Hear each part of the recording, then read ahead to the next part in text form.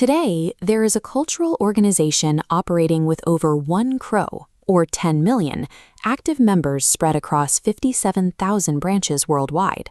But to understand how it built that kind of scale, we have to strip all the modern infrastructure away.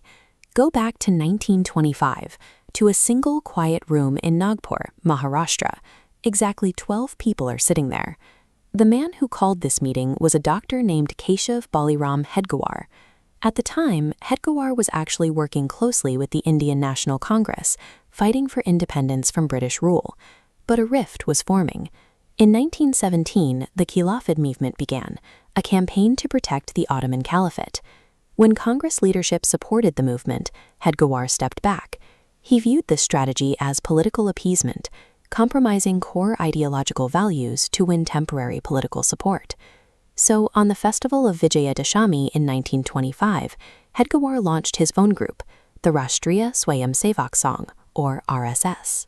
He started organizing daily gatherings called shakas. These meetings combined strict physical training with intellectual discussions, specifically designed to harden and unify Hindu society. The structure established in that room provided the functional logic that eventually expanded into a highly disciplined socio-cultural machine.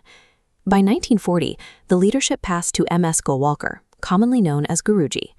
Under his command, the RSS aggressively expanded out of Maharashtra, setting up branches in major cities across undivided India, including Lahore, Chennai, and Kolkata.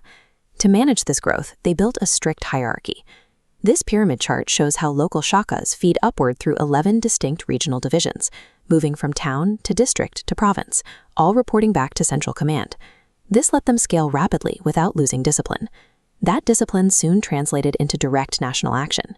During the complex integration of Kashmir, the government needed help securing the state's accession. Sardar Patel reached out, and it was Golwalkar who personally met with Maharaja Hari Singh to help solidify the agreement.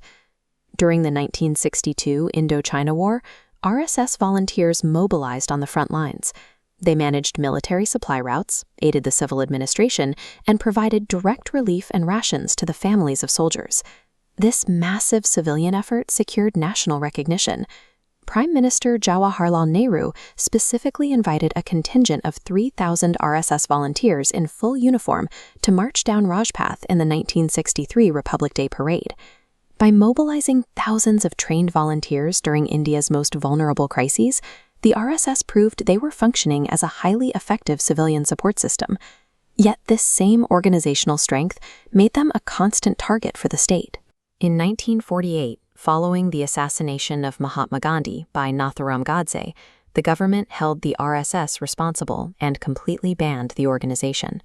Decades later, they faced another severe crackdown.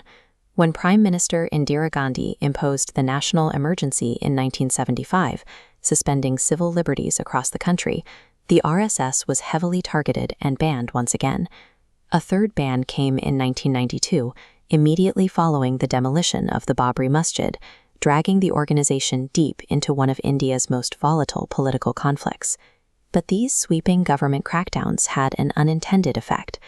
Driven underground, the RSS relied on its vast network of tight-knit local shakas to survive.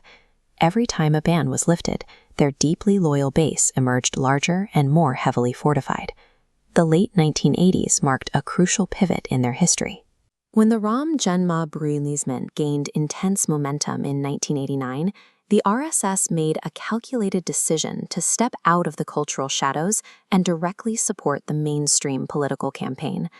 To understand their modern political moves, you have to look at this conceptual matrix of their 4 guiding philosophies. First is Akhand Bharat, the belief that the Indian subcontinent historically forms one undivided cultural nation. Second is integral humanism, a socio-economic model pushing for grassroots development and prioritizing human welfare over pure materialism. The highlight moves to their third pillar, Hindutva, or cultural nationalism, asserting that everyone living in India shares a common Hindu cultural heritage. And finally, absolute loyalty to their core symbol. This is the Bhagwa Dwaj, the saffron flag.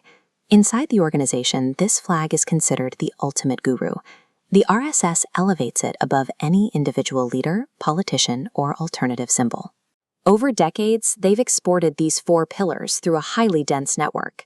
The RSS currently operates 55 subsidiary organizations, including the VHP, the Bajrang Dal, and the student union ABVP, embedding their ideology into labor unions, schools, and farmers' associations. This expansive network turned the local shaka into an ideological filter through which millions of citizens now view Indian civil society. This widespread societal reach eventually secured a foothold in the cabinet.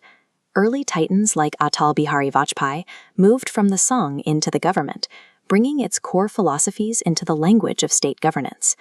Leaders like L.K. Advani engineered the exact political strategies and nationwide movements that brought the RSS's core demands to the forefront of mainstream politics. Today, that integration is absolute. The current political landscape is heavily orchestrated by leaders with deep foundational roots in the Sangh, such as Home Minister Amit Shah. At the peak of this political structure sits Prime Minister Narendra Modi.